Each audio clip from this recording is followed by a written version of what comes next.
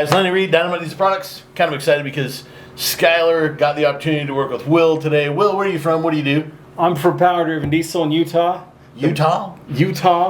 Yeah. That's how people there talk about it. But yeah, Skylar and I had a lot of fun. What was that test stand you were playing with? We were playing with the Hartridge 230 for 7.3s and 6-liter injectors.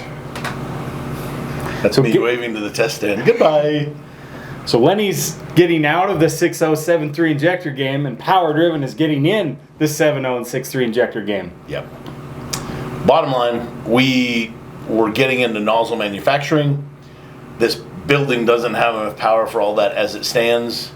Currently, Skylar's stand with rate shape, the most expensive thing we have in this building. No, second or third. That thing, we had to unplug it in order to plug in a stand to run 7.3s and 6.0s. And to me, that didn't make sense. So your guys seemed really happy to help me load it up. I've never seen guys so happy to see something leave. So I think there's a hatred for 6-liter Power Strokes. And I told Lenny, how would you feel if I brought a 6-liter back here and dusted you in your sports car? And what did you say? I said, yeah. Congratulations. It's not happening. But yeah. I mean, it's a Ford. I just don't see it happening. These guys all say it's a boat. I don't know. You wanted to ride it. It's a boat. It can't be that big. I want to ride it. I think a Hellcat would be a cool. I've never rode in one, so I don't know. I really enjoy it. It's comfortable. It's sporty enough. I'm old and I like comfort. And when you step on the skinny pedal on the right, it makes woo sounds. So I like it for that. And it's stock. It's reliable. So back to 7.3 and 6.0 injector technology.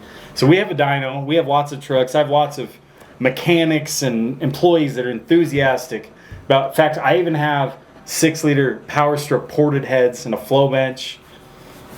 We've been doing a lot of testing with them, and I don't know. We might even start swapping them into like old Fox body Mustangs and stuff. But you never know.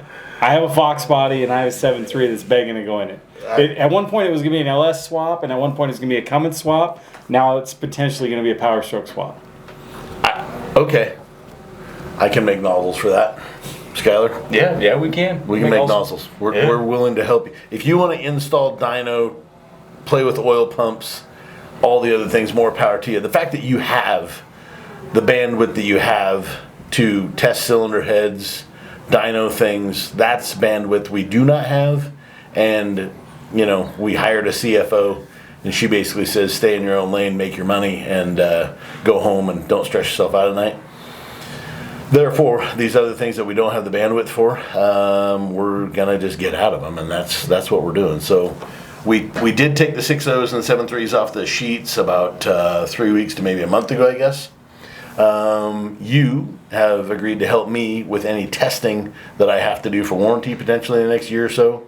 So the deal with you and I is extremely good. It gets you don't only have one of those stands, but you ordered a brand new one. Correct. Which, if you're going to get real about any business, you absolutely have to have redundancy in the program, because otherwise, Skylar's stand right now, if it breaks, we don't have any way to look at rate shape, so we have to buy another rate shape stand.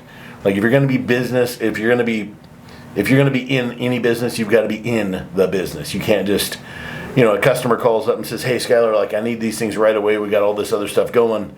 We know how rate shape is super critical to ISX 15-liter stuff. Semi-truck guys don't have time to wait for a broken stand, so we have to have two, so we've got some redundancy and safety built in. You guys buying that stand for me, you can see that it's a pretty low mileage machine, really. We've taken good care of it. Looked like it's in good shape. Yeah, you got to run it today? Yeah, it runs great. Everybody that said they sucked to me, I think they're wrong. The machine worked great. No, it's been a good machine. Repeatable. It was easy to operate. Yep. And Todd and I feel that the 6.0 market has been underserved for years. Like Cummins, everybody goes into that. Duramax, we feel like the 6-liter market's been underserved. And so we're hoping that we can better service the 6-liter market, and that's why we're putting a little bit of a investment, you could say, into that technology in that market to see if we can further a little bit. And it's never going to be a Cummins, we know that. Understood, but the thing about the 6-liter and 7.3 game is they're inexpensive at this point, and they're pretty dang reliable. in the Dodge world, that would be like VP44 or P-Pump guys. And we're still selling, I'm going to guess it's 1,200 of those injectors every month. There's the same honeypot is out there with guys that need good running 6073 stuff. And again, it's just bandwidth. We don't have it, so it's time for us to get out of that and get, we've got so much investment going on with the common rail stuff and with the nozzle technology stuff. We just have to get out. So no doubt. So I'm very, very happy to have passed you the torch on that. Yes. And it's not because I hate those trucks. It's not that at all. It's just we don't have the manpower. We don't have the ability to do it all. Like we're working on EO and all that other testing. There's hours that go into that it takes months and months and months, and then boom, you finally get your cert. So if you guys have the ability to do it, I think that market is definitely dying. There's not very many people that are really good at it. And back when I was trying to learn about this stuff, there wasn't a lot of really good oil pumps. There was a lot of limitations outside of the injector that the engine struggled with, and I never wanted to get into that stuff. So the injectors got what they got, and yeah, you've already talked to me about ideas you want to do with them. I'm extremely excited to build you nozzles for those and see how those tests go, because I think you're onto something. I think it's going to work out pretty good. And if not, not your problem. Now, projects that we worked on in the past. We have worked on a lot of projects. Just for those of you that aren't here, that was a really big helicopter. Probably a Chinook, the heartbeat of America. We've got a lot of forest fires going, so they're here in town and trying to keep our community safe. Actually, it's ATF agents. Lenny, did you buy an illegal gun tonight? Not legal. It's Idaho, dude. Oh, you can buy whatever you want in Idaho. Yeah, we're good. But you and I have You like big guns too? I didn't know that. Did you know my company before Powder was called Big Guns Diesel? Really? Terrible name. Like I was sizing transmission stuff at the 50 BMG and it was dumb. That's kind of cool, but it's going to limit your clientele. Yeah, and it didn't have any longevity. But thankfully, when we started power driven diesel, we were a little smarter. The marketing game was a little stronger. Yeah, people want power to be power driven. Nobody cares about guns when they're talking about automotive aspects. Well, anyway, I was going to ask you, do you remember the first time that you and I actually ever met? I do. No, where did we meet? It was probably at a racetrack somewhere. I'm sure it was actually at UCC, and we were breaking transmissions that year like they were going out of style, and you and all of your insane, crazy pack of fellas was already still awake at 2 in the morning, and you were one of the only camps that were still sober because you were still working, and you helped us out with our transmission. I thought that was really cool, and that's how we really started kind of so that's that was the first time we met. You're right. UCC is probably 2018, it was a while back, 2019, like that. Yeah. And then, we've worked on projects together before. We've done good things. I've tested turbos for you. You've tested nozzles for me. All that stuff's going quite well. And, it was good to get you in here now to let you walk through this place, because I'm very impressive. I don't know if you've walked or if it's too proprietary to show people. I was very impressed when I walked through your shop today. There is a lot of technology getting packed in this building that I was like, dang, this is the guy I want to saddle my horse to. That's my strategy is basically to have people here that are really way better at anything than I am at it, and trying to put those people in those specific jobs, and then cross-train. So there's always, if he's getting married here pretty soon, somebody's got to be able to do the stuff he can do normally. And that he told me he's hoping to race more after he gets married, and I'm like, big mistake, bro. The racing budget cuts in half. It doesn't increase with marriage. Yeah. Girlfriends can recommend you don't go racing. Wives can tell you you're not going racing. And then if kids come along, then you're not going racing. Yeah. Plus, you already have kids. Then nope, I don't. Not yet. You figured out the secret. Kids are great, by the way. They're just not great if you want to be a single guy racing and travel in the country. No, when somebody's like, kids are great tax write-offs. I'm like, have you ever paid for a kid? There's nothing about liability. Profit. It's all liability. No, but the projects that we've worked on, having Skylar, now you see, talking about race shape, like you and I talk about that. We talk about how things run and what have you already. You dyno a lot. you do like a lot of smoke testing and things like that, and that's always gone pretty dang good, right? And now you can see, as a common rail goes from nozzle, needle valve, all the concepts that we do, all the measuring we do, flow checking that we do, AFM or extrude hone, and then calibration. Like, our stuff is different because we spend so much money on all of the technology, and I use that word a lot. I almost feel like I overuse the word technology, but when you come in this building, it's not like walking into a pump shop that's been running since 1970 and is still using 1970 technology. So, and it's really, I mean, it's good for me because Skylar's really young, and we've got a pretty young staff, and they're all, you know, like, Skylar's what, 28? 26. 26. Skylar's 26, and basically his generation has almost always had a screen available to them. And that wasn't really a thing for me. Like, we didn't really have I noticed iPhones. you're kind of a notebook guy like me, and there's notes all around here. Like, I print it, and then when I'm done with it, like, I leave it in piles around here and people get mad at me.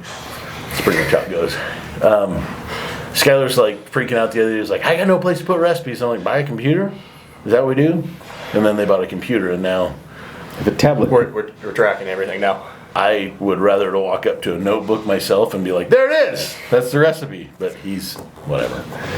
But the thing is, I got so many notes, I'm losing track of my notes. Yeah. Yeah, it's a lot. Yeah. And is this YouTube or Facebook, Instagram? Who's this going to? You can't say all of them. I'm If going you to say all of all of them, then one of them gets, they all kill your video, I think. Camera guy can edit that out.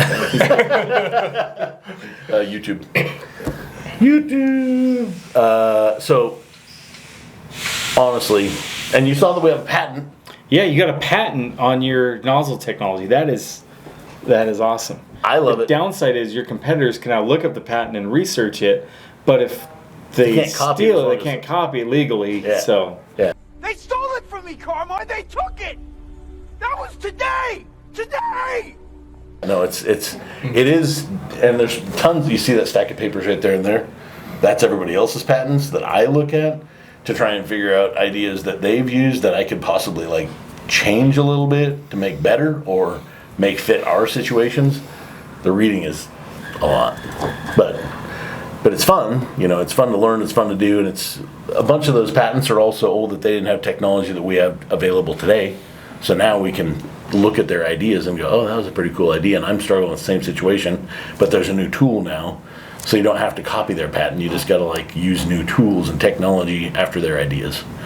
So that's kind of how it's, you know, when you go, the industry we're in, like, yeah, you guys have made like almost 3,000 horsepower now, 2,600 or something stupid 2750, on a mechanical 2780 pump. on mechanical. On a mechanical pump. On a dyno though, chassis dyno, a little different engine dyno, tooth tire. So, what book do you check out at the library, or what book do you Amazon to your house to learn how to do that? I think it's Don't. School of Hard Knocks. Yeah. Like I think the first engine let go at 1800, and we got better at building engines. Yeah, that's the problem with what we do for a living. I always tell Skylar every time we run into a roadblock, I'm like, well, it's an opportunity. And he's pissy and I'm like, dude, just stop. Nobody else is facing the same challenge right now. When we figure it out, the other guys have to come and deal. They've got to knock on the same door, but we're already through the door and out of the house. Like, it's good. So, yes, tools, machines, ideas, all of it. Like, you guys have bandwidth, we don't. We have bandwidth, you don't. I wanted to show you all of that, and that way you can go home and be like, you know, Lenny's got a tool, and I think I have an idea. I'm like, hey, Len, can we do this and that and the other with those two machines? Yes, we can try that. And if it, you know, it's an idea that you come up with on your own, then you see how we store everybody's stuff down there. Like, you get your sheet, you call in and say, I need 600 whatevers, and then you get that. Like those nozzles that you guys buy, nobody else can buy them. Because we don't use that recipe. So if somebody calls and goes, oh yeah, you know, Will's doing and killing it with these things, they're awesome. Build me a set. I'm going to be like, call Will, it's way cheaper. Like, Will orders a lot of sets of those. You should buy them from him and all his guys, because you can't afford one set of those. But if you want to buy 10 sets and do your own R&D, great. Yeah, by all, yeah. How many failed sets there are before you get a home run? Well, how many sets did you try? A lot. A lot. And you dynoed a lot. And we were seeing you no drove. difference to where I'm like, are you sure you changed the injectors? They're like, yeah. I'm like, you're sure? We're seeing like 20 EGTs here and like 5 horsepower. Yep, they're. And sure enough, and all of a sudden we got the right one. And boom. And you're Temps happy. come down. Truck's better. And we're like, Yeah. And that's your recipe. That's and I didn't think, I honestly was very skeptical when I went in. Not against you, just I was just like, this old technology, there isn't anything to find here. These old There's a 12 valves? lot to find yes, there. there. Yeah. You saw the pump stand that we have downstairs. My personal goal is to make a 2,000 horsepower fuel only 12 millimeter P pump to the tire. I think I can do it. My best so far is 1502, and there's still fuel left to burn. And I think if we can burn it efficiently, and a lot of people say it's not possible. Well, I can get 700 cc's in there. What can you make that on a common rail? 700 cc's, or mm cubed. Can't you make almost 3,000 horse on that with nitrous and stuff? All of your goal is very specific, and it's looking at how I look at common rail right now. I would look at it like a really short, violent injection event, and the further that the rack travels, the longer the injection event's going to be. I'm thinking it's going to be like a 14 mil plunger with a big clean nozzle, and it's very possible. We just got 14s in, and we just sent them out for DLC, and those are going to get thrown in the pump, and then we're going to start testing. You may even test that pump. Hey, But we got lots of test trucks in my shop. Yeah. And dyno. so And turbos. there's, we just got back from Shides. We mopped Shides like that 2630. It was insane how our parts did at Shides, but it's short, violent, clean technology. And most of those trucks, like you watch them at the poles, and bear in mind, like when I was there, it was hotter than Hades and it was humid as like Vietnam. So all of the 2.6 trucks, they can't run air to water. Every one of them snuffed. Like them guys, they were just, there was no air, and it was, it got to be 110 with 85, 86% humidity. It was brutal. There's very little air to work with. The DA was like 4,200 feet, 4,400 feet. So yeah, it was a very, but everybody gets to pull on the same track on the same day. And then I got an app on my phone that Chase showed me, and like basically every degree up, the DA changed by like 200 feet, So, so, then I started thinking, man, it was only like 99 at the first of this class. Now it's like $106. This dude is getting railed by the air because of, density, and it just went away. But still, point of the matter is, there's some good running mechanical trucks out there, and that's what you're trying to do, is build good running street driven mechanical trucks, right? You're trying to build good running 6.0 7.3s. Those legacy trucks to me are very, very, very important, because there's a lot of people that are making money and have kids, have boats, have things, and they can't afford a $100,000 pickup. That's $1,500. I own a business and I can't afford a $100,000 pickup. That's because you're smart. A lot of guys can, but they don't want to, and they claim they can't because they can't justify it. You're probably that guy. So you're talking about buying a Hellcat. So it's not that you can't buy the truck, but you don't want to justify it. I won't buy it Right. until I break down inside the road, Right. and I'm like, this is the last time. Earlier today, you and I had a conversation, and I asked you about like a guy that makes, if we throw injectors in there and he makes 500 horsepower, but it drives like crap, and we throw injectors in there and it makes 500 horsepower and it drives amazing. Trying to tell somebody on a camera or sell somebody on horsepower only. Horsepower sells, but at the end of the day, you're not happy unless your truck runs right. Yeah. And that's what this new technology is, just making the vehicle run right, run clean. Pulling away from the stop sign. Driving. Drives like a starting big it. block. Well, actually, your audience might not be old enough if you know what a big block Chevy is. It's a naturally atmospheric motor that is When you hit the spark plugs. throttle, the tires. It did, yeah, like for 6 feet, the tires spun, and then you discovered it only had 225 horsepower. But still, a big block Chevy off the stop sign is fun. It's just not very fun after that. But we want stuff that runs like that and makes a really good number, doesn't just make a really good number and drive like garbage. Because you live where? Like, I know it's Utah. 5,800 feet is elevation of Cedar City, 56 at the shop, and then we go up in the mountains and you can get to 10,000 feet in 20 minutes. For, let's say, 4 months a year, what's the average temperature in the summer? In summer, the highest it gets there, we get up to, every once in a while we'll hit triple digits, but usually it's like, 80s and 90s in summer. Really? It gets hot. Every time I look at my weather app, because I think about going down there and doing some side-by-siding, it's always 106. Well, you go a little bit south St. George it is, but not Cedar City. Oh, so Cedar City. Oh, because Cedar City is a little north. Because we're a little higher, Yeah, got it. We're about 10 degrees cooler than that. So if it's 106 there, it's 96 in Cedar. Okay, well, that's... Then you go up on the mountain above us, and it's 10 degrees cooler. Yeah, no, I was just thinking of Sand Hollow, and that's like... Yeah, that's right. basically St. George still. Got it. You don't ride there. You want to ride like Duck Creek. That's where all the Vegas people ride, and then you can show them what's up. Okay, got it. I'll check it. So, if it's 100 degrees at your place versus 85 degrees at your place, do trucks smoke differently? Way different. Huge difference in altitude. So, Skylar, what's that called? How come the truck would run different at 100 rather than 80 or 85 degrees? You're the drag racer. What? Density. I mean, altitude. Oxygen density. Yeah. As temperature goes up, we just lose oxygen, right? Yep. And that's something that, like when you're at the track, you're always watching DA. Yep. And to be honest, I'm so old, I thought, nah, it's crap. It doesn't really matter. But watching the truck and throwing a bigger pill at it and then watching it go slower, I'm like, oh, there might be something to this stuff. And there is. I've always thought that I don't care about DA because I'm just going to like shove 2 more pounds of boost down its neck. And it doesn't always work. Yep. So, and I always complain about guys using like dynamometers and then using correction factor because I'm like, it's bullshit. Like, you got boost. And it still is bullshit if you're going to show nitrous down its throat. Correct. I So, agree 100%. But, to a point, I still think there's a little bit, because that same thing at sea level would make a little bit more. Yeah. But it doesn't need 28%. It might need 5 or 3. yeah. These are things that not everybody thinks about that's watching these videos, like your videos, my videos, Skylar's videos. A lot of guys are just trying to get a truck that runs good, and they just want to follow people that want to help them get there.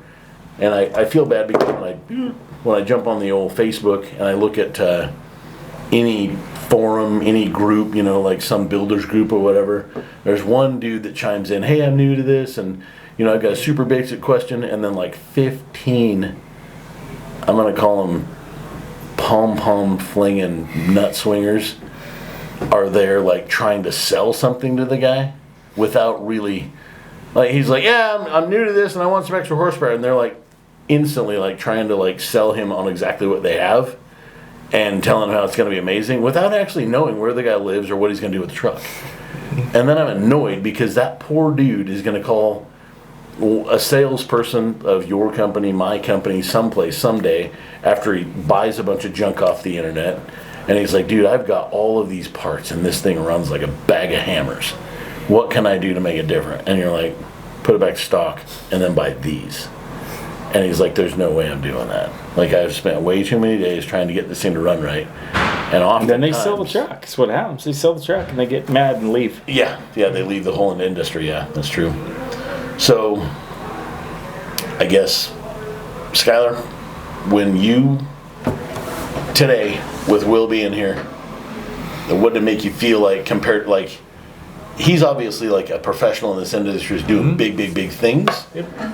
Having him here and having him kind of look over your shoulder and seeing what it is we do all day long. I was out digging post holes today, for those of you that don't think I work. What was it like to have him here, being somebody that is like a kind of a pillar in the game, right? Yeah. What's it like to hang out with somebody like that in your house? I mean, it's good. Like, basically, he came in here, he didn't know much about 7.3s or 6.0s, but basically just on knowledge in the industry, like, he caught it extremely fast.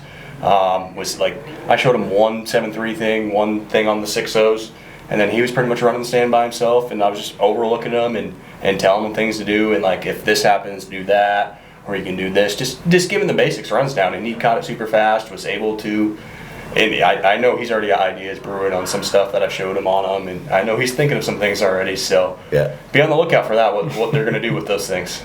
I like What it. would you say if a 6-liter ended up at a race next to you and actually beat you? Would that be like Again? Would that just be like I mean? Oh, I it happened? can't believe this Oh, is I good. guess the Hunter beat him. Yeah. Huh?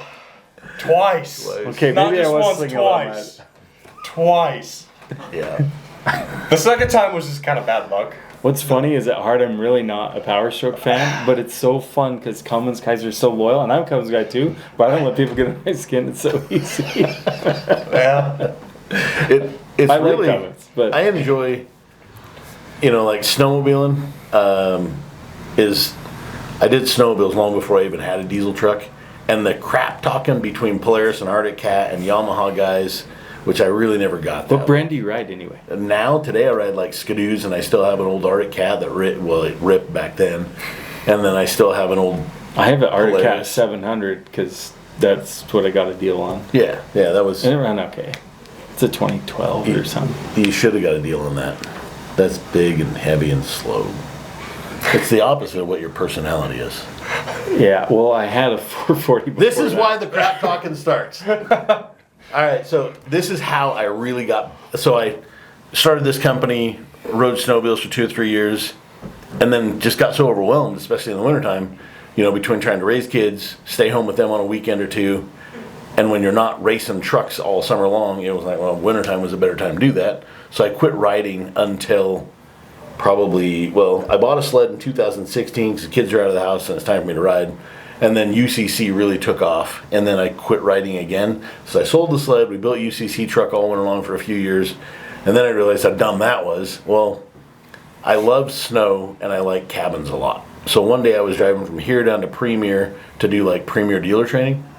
And then I thought, instead of going the way that I always go, this time I'm going to detour out, head out towards like West Yellowstone, go into Island Park. I'm going to rent a cabin. I'm going to hang out there. I did. And then I go to this restaurant, and the crap talking was still at a level 10. I mean, there's dudes there, they look just different because they're all older nowadays. And they're still like, man, your Yamaha sucks. Man, your Arctic Cat sucks. And I'm thinking, aren't they made by the same people nowadays? Yes. They're still just crap talking everybody's sleds, and they're still like, statistically speaking, Skidoos get worked on more often than any Arctic Cat. And I'm like, don't they sell like 50 to 1? Like, wouldn't that make sense? Anyway, I got back into snowmobiling because of that, because finally it was time. And the truck people, this actually happened one time. We were in California at a race, and Jeremy was there, and he had a VE truck that made big power back in the day. Which was like 400 horsepower or something? I think it was like 8. Oh, I think wow. it was built by Ponce's. He's a really good friend of Brad Ponce, and I think it was like high 6s, low 8s kind of a thing. So it made big power on the dyno. I don't really know if it ever went super fast or whatever, but there was a guy there. Did that have DDP injectors in it? Yeah, for sure. Of course. So you're kind of old school. Yeah, definitely old school. But back then, he was talking smack, and we were in this like courtyard at this hotel. We're all, of course, young and drinking and hanging out. And he was smack talking some dude that was there from Elite Diesel, Tad's company. And that dude had a 6.0 or a 6.4. And Jeremy starts talking smack to that guy, and that dude straight like goes throwing blows. Like, bam, pops him in the chest, knocks him on the ground, and it's like on. And I'm thinking, that's passion. Like, that is like some dude very loyal to his grandfather said, son, someday you're going to drive a Ford truck, and if somebody makes fun of you for it, just whack them. It's still the same. Like, all of these brands, no matter Ford, Chevy, Dodge, whatever, I'm really curious about the Nissan Titan. I wish they would have stayed making that thing. Maybe it'll come back someday, but Nissan makes a good product. Had a Cummins motor in it. I've never driven one, but I kind of want one just because I've never driven one. I just wish they would have made a lot more of them so I could justify making parts for them now, but I think they're cool trucks. And you guys doing the stuff with the 6-liter, you guys are always doing crazy stuff though. What are you building right now? I don't know if I'm supposed to talk about it, but... Oh, I've got projects like that. People make fun of me. I got a 69 Dart with a Cummins 3/4 the way swapped into it. I've got a 71 Charger. Just got a 750 chassis cert. Yeah. And it looks like Helen Keller fabricated it. And the chassis inspector looked at it, and he's just like, he helped you? And I'm like, no. And he's like, you were able to figure out how to put all the bars in the right place. yeah, but you weld this poorly. I'm like, yep. And he's like, wow. And he went and checked. And he's like, oh, this tube's a little undersized. I was like, don't worry, that one's chromoly. And he's like, and I was like, but it's outside of the certified cage area, right? He's like, yep. And I'm like, mm-hmm. Saved where I could. And he's just like, you MIG welded chromoly onto a 750 cage. I'm like, absolutely. Well, you saved money. And you know what? I'm very embarrassed of the car. I'm a much better fabricator now, but you know what? It's so complete. I'm just gonna do it. And that might be land speed record. I don't know. It's not classy enough for pro mod class, but yeah, it's set up for Cummins, and yeah, I just have so many stupid projects. But this Dart I have, man, I back halved it, anti-roll bar. I mean, it's gonna be out here. I'll bring it here, and I'll give your Hellcat a run for the money with my big heavy Hellcat's tractor engine. It's probably gonna beat the Hellcat, but the Hellcat still has air-conditioned seats. Yeah, this is gonna be more of a drag and drive car, like street car. I'm gonna buy Why? slicks. Because it'll look cool. People like it's cool. Yeah. Classic Mopar muscle, but it's got 12 valve Cummins. It's just kind of, I don't know. What color are you gonna paint it? It's already kind of half painted this lime green, and it looks pretty good actually. Yeah. So you're gonna stay the course. Stay green. I mean, I've already like narrowed the rear end, and it's all tucked. It looks like a Radial versus the World car. Yeah. It's a cool legit. car. It's legit. Full coilovers front and rear. I mean, it's set up to race. I 4-linked Is it gonna be faster than Skylar's truck? If it hooks, yeah. Oh, absolutely. It's gonna be street legal. And this is gonna be a P-pump thing? P-pump car that's gonna just. My goal. So when I built a car for real, I already did the math and stuff and the weight. My goal is 1,200 horse the tire, and to make it pull wheelies on the street. I want it to be able to do power wheelies in second gear. What math did you do? Did you open up Canon's catalog and be like, oh, that air filter is good for 25? Well, K&N, and then I did a little sticker math. You know, I put a few stickers on there. You're gonna buy a Bank 6 gun and pick up another 125. You know, we might do the Banks big air ram on there. Dual ram horn thing. Just to make Gail happy, you know. Yeah, no, I He get and it. I go way back. Way back? Yeah, one time I asked him at SEMA, I said, Gail, when's the dragster coming back? Dan Scheid just beat your record. He's like, oh, it's coming out this year. And it never came out. And the next year I go, hey, Gail, when's your dragster coming back out? So-and-so beat your record. He's like, when somebody beats my truck, my pro stock, I'll come out. Next year at SEMA, I see Gail. I say, hey, Gail, Wade Moody beat your truck record. When are you coming back out? I'm like, that's what I thought. Dude, here's the deal. I feel like that's abuse. That's abuse of elders. Like, when people are picking on like Joe Biden and he's like, my cat bicycle ate the car in the Corvette. Like, what? I don't really know that we should pick on Gale at this point because he's done a lot in this industry. He's great. I don't have any problem with Gale. I just was trying to inspire his racer side because I loved watching him out there. The dude brought racing legit stuff to the track when he brought legit stuff to the track. It just didn't seem to live very long. The no smoke thing was now I'm big on the no smoke, but it's common rail and we don't have to have smoke. He should. The dude brought toys out to play. Like, he brought clean stuff. That was beautiful He builds. brought- He's done really good stuff. It was always clean. It was always professional. You know, there wasn't just dudes like tossing torque wrenches at each other and bouncing off the blacktop. It was a pretty tight team. You talking about John Robinson? Or somebody else? Who's No, I wasn't. I'm not picking on anybody at this moment. I can think of some stuff, but I wasn't picking on anyone at this moment. Yeah, we definitely shouldn't throw torque wrenches ever.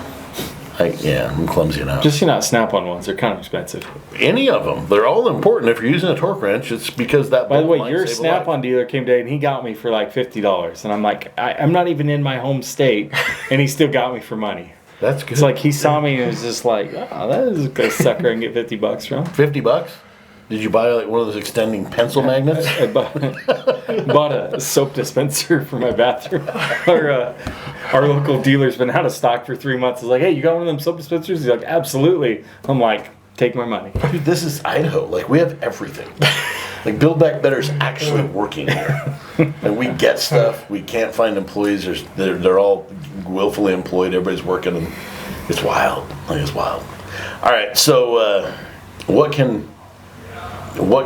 ask me anything that we could possibly do for you or help you with. You want me to ask you for anything? anything. Like something to help Right- me right with, now, or any just a ideas, really any- like intimate question? What are we talking Any about? questions? Yeah, intimate questions right now. What do you think is after walking in the shop, seeing what we got? Like, what do you think that we should try and work on in the future together that might be inspiring for everybody behind the camera to think of, like, oh wow, if that actually came to fruition, that could be kind of cool. What could you work on? I can't give you my ideas for like making the world better. These are my ideas. But what could I ask you? Anything. Now that you see what we have for tools, that is now a you tough see- thing. Like, we're selling a pump stand to fleece because we don't need that one. We need another rate shape stand. There's only so many square feet in this building. We're out of mezzanine area. We're trying to make the planet. I really enjoy, the best part about this gig isn't the money, because there's a lot of other easier ways. I figured it out, the perfect thing. So this is a straight up question. Will you sell me that clean low mile second gen out there for $10,000? That's a pretty good question.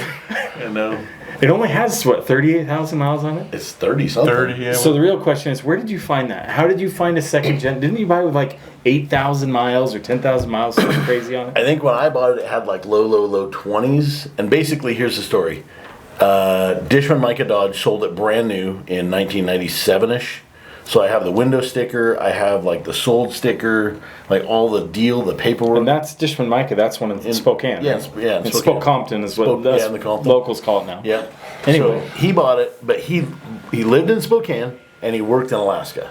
So annually he would get like his license tags. He would go in for an oil change, and there was years that he put like 500 miles on it that year.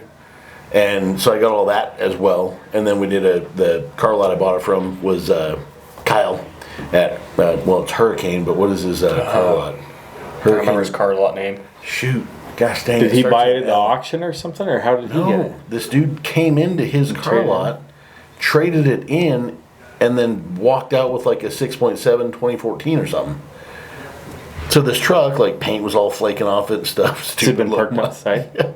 Well, it was like, I mean, it was a 1997 truck, and you remember how the paint was super thin back then? It just flaked off. Yeah. So they painted it, and then they posted it for sale, and I was laying in bed, opened up my Facebook one last time before I went to sleep, and then, dang it, Kyle, it starts with an L, doesn't it? Shoot. Dang it. Wait, you Kyle, saw you're this gonna thing hate me. on Facebook? Yeah, and then I what? texted him and I was like, hey bro, I want that truck. And he's like, perfect, this is gonna be the perfect truck for you. And I went there and looked at it the next day, and it was just, I mean, stock wheels, the AFC, like, Never been bolts, touched, never been yeah. touched, never been pin timed, like nothing. Did you dyno it or anything before you? No, modified because it? I was waiting on my dyno because it was well beyond past due. Guys want to know what they make. I've dynoed a few unmolested trucks, but none with that low mileage.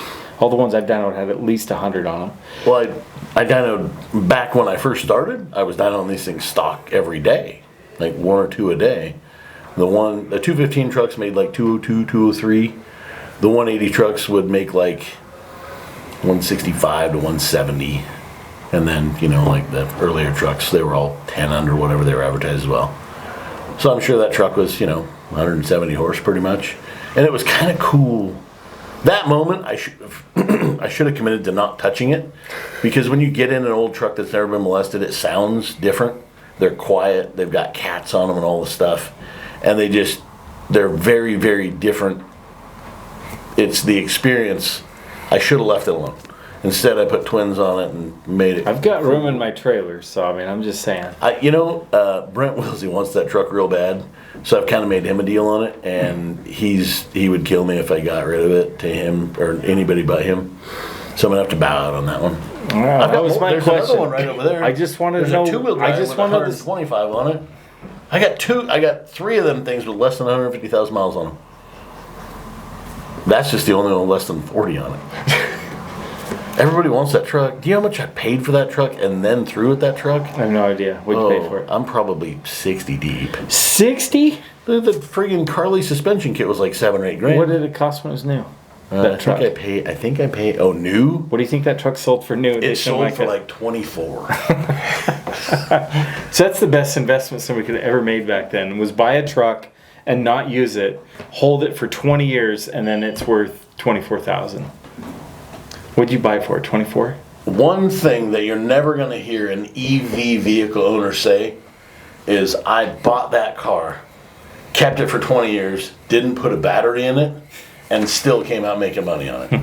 That'll never happen. Because every time those things need a battery, it's going to be like buying a new motor. Except for one thing, like that truck sat in the backyard and never went bad. And a battery goes bad no matter what. You can use it once or 100 times or 1,000 times. We've all had our Makita or Milwaukee batteries die. Even the good ones like that, they die after a while. Well, there's only so many days worth of... But I don't complain about Makita or Milwaukee. They're great. They're a lot better than my air tools in certain tasks. Yeah, but take lug nuts off a semi? No. I don't use my Makita to get to work. That's true. But have you ever used your Makita to auger a hole in ice to, go ice fishing? Or I've seen guys like, you don't fish? Not really. You don't like fish? I hate fish, actually.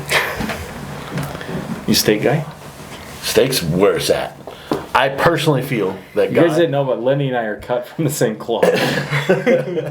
I personally feel that God put fish in water because they all stink. They've got an odor, right? And that the water keeps the odor under and out of our environment.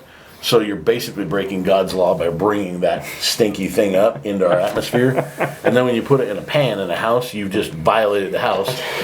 So like basically, you go basically to a burn the house joint. down at that point. Yeah, like you go. We to a are steak in a joint that wildfire. says, we do It's a little steak too soon to be and talking we about do burning. fish, and I'm like, set the building on fire and start over. Makes no sense. Because then you got to go in there and pay 35, 40, 50, So what's your $60. favorite cut of meat? Oh, definitely a ribeye. Ribeye's your... Yeah, that's over smoke. And so I like to smoke them for about 10, 15 minutes, crank up the heat to about 375, open up, like the bottom of my little smoker has like a open flame. You just open that tray, char it on both sides. It's money. I couldn't tell you how to cook a fish. I had no idea. In Cambodia, they just bury them with a little salt and they kind of make this rotten fish paste. That's how they cook fish there. All fish is rotten. There was a captain on that, like, world's deadliest catch one time, and he brought in like a bunch of halibut and all that kind of stuff, and it was a lot. Like, it was, the cooler was half this table. All right, so, funny story, I go on this test drive, and I'm like, what the hell is this crazy guy doing out here in the middle of this intersection? And this dude's chasing these little white packages all over, and I'm like, shit, I think that was Phil, the customer, like, 1998, maybe 2000 Dodge. And so he pulls out of the gas station, accelerates, and shoots this cooler out the back. Well, that was the cooler he's bringing to me. So I'm on my test drive, and I keep going by, and then I come back, and this dude's gone. And I get back to the shop. I'm like, hey, Captain Phil, what's up? And he's like, hey, I got some fish for you. I'm like, oh, shit, that was you. Yeah, all these white packages had road rocks and stuff all over them. My neighbors hated me, and I gave them that fish. I didn't want to say no. Like, the guy made it a point to bring you some halibut. Yeah. I mean, he worked for that stuff, and it probably... Some people really like halibut. I've been told that I would like it. I'm too old to be... I think you'd like it. I eat all the time. Really? Yeah. That explains a lot about you. Yeah. There's days that, like, I walk in and I smell somebody ate garlic, and I'm like, that's Adrian. You eat garlic within 3 days, and I'm like leaving the room. That's Adrian for sure. Adrian's the garlic. Fish does the same thing. It's No. like, truck dudes are talking about fish and steak. I don't know how we even got on this. This turned to the... I asked Lenny what his favorite food was. What's your favorite food? Steak? Me? Oh, I'm definitely a steak guy. Steak potatoes, steak broccoli, steak what? Yeah, steak. Sometimes I like little mushrooms on there, weird. Yeah, that's fine. Little shrimp sometimes, doesn't matter. But I'm shrimp's good. Shellfish is all right. Crab and all that stuff's good. But yeah, steak. I think sirloin tastes the best. But yeah, I think a good ribeye. I mean, a good filet just doesn't have enough fat in it. It's like very tender, but fillets have good flavor, but there's no fat. That's why I like ribeyes. Yeah, I think a ribeye is. But to me, I have to cook a ribeye has to be cooked more. Like, I want a more rare steak if I eat like a sirloin, but a ribeye I got to do more of a medium because there's so much fat in them that I just like them a little more. That's why I like burn it on both sides so it gives that fat, that like little crisp, and then the fat's good, a little crispy. I'm telling you, it's the recipe. Like it must be almost dinner time. I'm hungry now, always actually, but I don't get this physique by So I got another question. What's your personal max on bench press ever in your life? What's the most you've ever lifted? One push. We're talking just. Oh man. Have you ever broken into the fours? Or Oh yeah, force for sure. I mean, that's Like pretty when I elite was- to be in the force. When I was 47, I benched 407 that day. When I turned 48, I did 408. When I turned 49, I didn't do it. I didn't make it. I rode mountain bikes that year. And then when I turn 50 next week, I don't know what the hell I'm doing, but it ain't bench pressing because yesterday I tried it and it was hard. I would have to say, it's been 460 to 480. That's my guess. Like no gear, no elastic, anything. Just like, like t-shirt kind of thing. Mm-hmm. Yeah. I've always wanted to do, some sort of a, bench press suit just to see. Because I hear dudes like struggle at 4. They put a suit on and they're just like smashing 6. And that sounds like fun. But then, like, what are you going to do? Walk into a restaurant and be like, yeah, my bench is 600 pounds. And, like, lay down and bench the table. I don't really get that point. So it's like when a dude says, I made like 3,972 horsepower at 30% correction factor. No, you didn't. You didn't make 3,900 horsepower. You made 2,800 and it was correct. And then, yeah, exactly. Skylar, what's your personal bench? What's your bench, bruh? I think it was like 360, 365, somewhere in there, 375, somewhere right there. It was never 400. I tried 400 once, and I didn't get it. Because basically you gained how much weight since you started working here? I was like 200 pounds when I originally, I was like 220 when I originally started working here, and then I lived by myself for a little bit, and I was kind of poor, so I didn't eat. So I was like 200 pounds. I drank a lot, but I didn't eat. So I was like 200 pounds, and I started lifting with him, and then now I'm like 250. And I've kind of stayed there for 2 years. Yeah, at least, 2, 3 years. I've been the same weight. Yeah. It was actually frustrating because he's so young. You just ask him to do something, and his body, just responds. And then it's like, this kid's gained 30 pounds in like 2 years with no testosterone or nothing. It's just like... Just pumping. Like lifting and eating. And then, at his age, he can eat dog shit. And it still turns into like something. At my age, like, I eat Dairy Queen and I'm bent over and dying on a toilet for 4 hours. That just happened this year. What the hell? Getting old sucks. It ain't easy. It's not for the faint of heart, I promise. I'm in my 40s now. I'm getting... I'll be 50 in a few days. I'm starting to feel like when I turn 40, people are like, "Oh, you're just a child." And now I'm like, "Oh, I kind of get it." Like, muscles get tighter and stiffer, and Get your AARP membership yet? it fits my boat car. All right, so what's the plan? Like, you're gonna go home, set this machine up. You guys gonna do jiggy, order some nozzles, try and do some things that we never tried. Yeah. I'm excited. I'm excited for him. There's a lot of them trucks out there, and I hate nothing more than watching some 7.3 drive away with like 260 horsepower and oral in the coal like it's a super stock pre-boost. No, it's not cool, bruh. And that's what, like the air quality people, they see those trucks and they assume that they must have been, like modified. They must have been, like... And it's the stock truck with a leaky hose or a cracked intercooler. The intake manifolds where it leaves the turbo goes then plenums, and that silicone's now, older than Jesus. And that silicone's all rotted and you make boost and it all goes back in the atmosphere. Or those early emissions trucks, they get all plugged up from the EGR that they make them eat. And I don't know if you've seen some of those. Oh, just... like Washington, Idaho, we didn't have EGR trucks back up here. Well, they're still on the roads, probably because they never got driven very far. Well, I know the EGR was a thing in the California trucks, right? Yeah, I've seen some California 12 valves with EGR on them. And yeah. They got that much airflow into them there. Yep. They're choked. Australia. That's Pat. Sorry, Pat. I'm here. He's a good dude. That dude's sharp. He helps me with all that stuff over there. Like he's a reader. That guy knows a lot. Teaches me a lot. It's overwhelming how much that guy can feed me. I feel like I'm smart some days, and I'm like... So what's the title of this video? You can help your camera guy title it and make thumbnail? Is it I gonna feel be it's like? gonna have to be is it broken gonna up in a us being couple like, parts. Is it HI 230 and bullshit? Isn't HA that 230. HA 230 and You bullshit? had me confused. I was What's like, what did you do? HA? I feel like it's like, Hyperactive? I It's don't know. Hartridge something. Hartridge something, yeah. It's Yeah. HA 230. Oh, Yeah. Hartridge. test stand. Yeah, Yeah. yeah. Because we started about that, but then We started, yeah. we kind of got off course a bit. Nozzles, so 7.3 liter nozzles are all 7-hole elliptical pattern. I don't remember what the spray angle was. 6 liters are all like 100, what is it, 153? 150? 150. And they're 6-hole on a single plane pattern. And I think that 6-hole is really efficient. I would have to say that once we start making nozzles, trying to build something in that 6-hole range for a 7.3 might be very advantageous.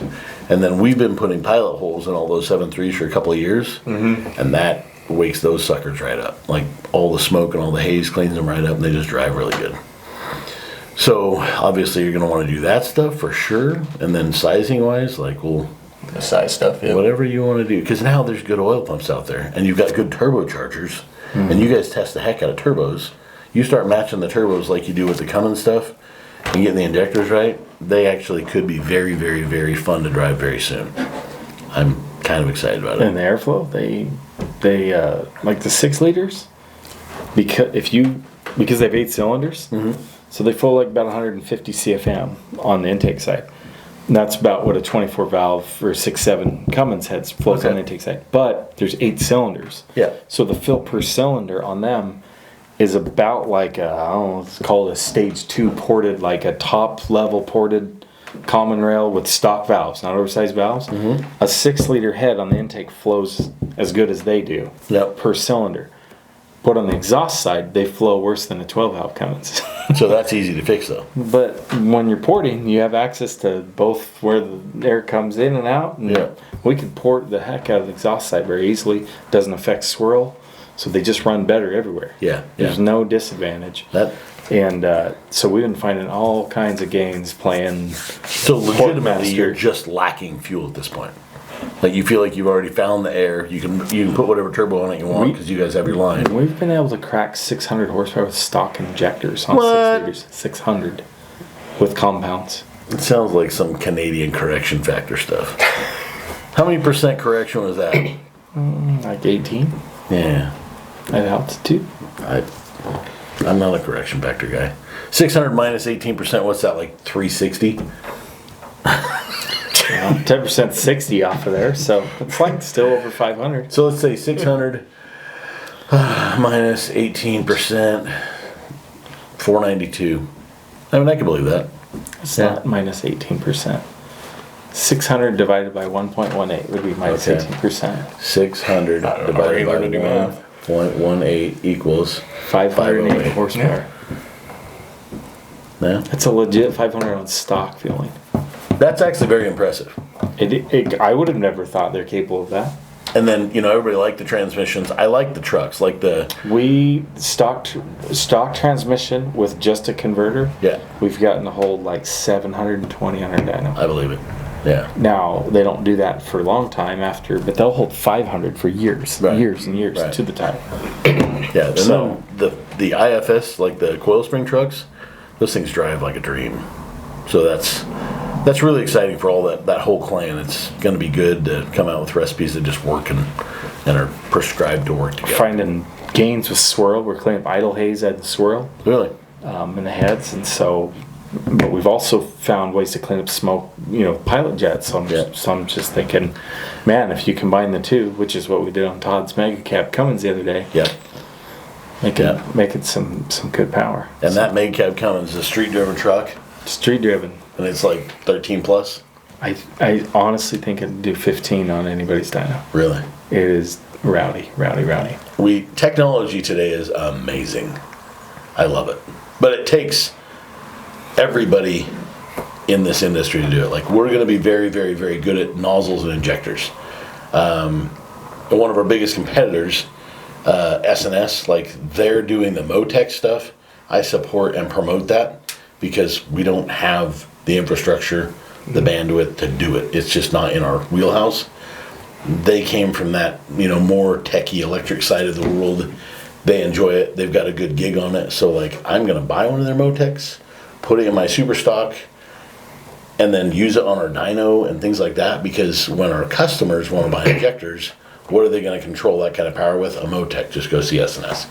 Not trying to promote them this world is so big and there's so much business. You have your niche, they've got their niche, I've got mine. We've all these companies that are competing against one another. If we just get really good at maintaining and making the customers happy, we're going to have more customers, period. But it's unfortunate because when the one dude goes and buys a truck, hates his truck after he modifies it with the wrong people, doing the wrong things, he's trying to build a sled puller out of a daily driver, that guy's no longer any of our customers. Yeah, he leaves. Yeah, he leaves. He's out. That same guy puts a Banks diff cover on his truck. His differential will run cooler. And he's going to be happy that he knows his differential is cooler. Yeah. I'm going to tell you right now that I don't ever recall melting a pinion bearing or either of the carrier bearings on any of my trucks yet. So I'm probably not going to buy a fancy diff cover on that. But it's true. It will run cooler. And I'll feel better. I saw the data and they'd feel better. So some guys are really leading the industry with cutting edge products that are fixing major problems, manufacturer defects. Yeah. Probably should cut that out. Manufacturer defects. Actually, when you're a manufacturer, you can't make things perfect. Yeah. Because there's way too many. If you look at the seat belts, the lights, the electric system, the fuel system, the engine system, Caterpillar, they're probably the world's leading engine company. But they do all of it. They have their own ECM, they've got their own injector, they got their own piston, they got their own engine. Their program is the best because they do all of it. They do all their own tricks. To where, Cummins, they do the engine, they do the piston, they do some of the injectors and like the ISXs, I guess. But they don't, they use Bosch on a lot of their stuff. And who's tuning it? Well, that's Bosch. And what's it go into? A Chrysler truck.